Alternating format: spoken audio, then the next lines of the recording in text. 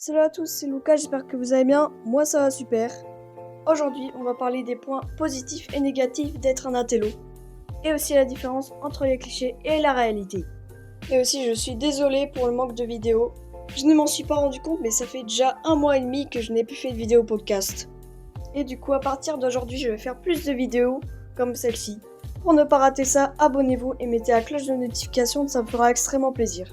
Et aussi, je vais bientôt créer un serveur Discord à moi. Je ne l'ai pas encore fait, mais quand je l'aurai fait, je mettrai le lien dans la description de ma chaîne YouTube.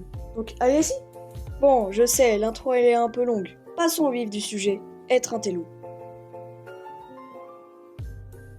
Il y a beaucoup de points positifs en étant un télo.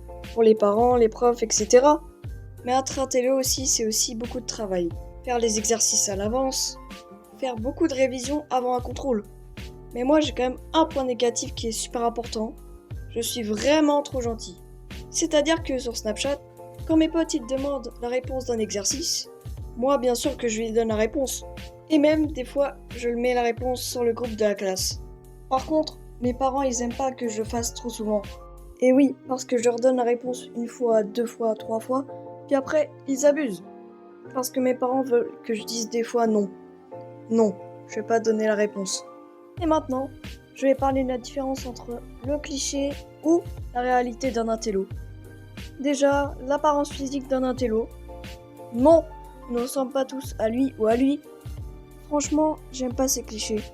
On a une apparence physique normale, enfin selon mon collège. Ça varie beaucoup d'un collège à un autre. Et aussi, les intellos ne sont pas tous des de profs. Non, à la récré, on ne va pas sous la table de le ou la prof. Faut vraiment arrêter de faire ce genre de préjugés. Et le dernier préjugé, non, on ne pleure pas tous pour un 18. Bon, ça dépend dans chaque matière.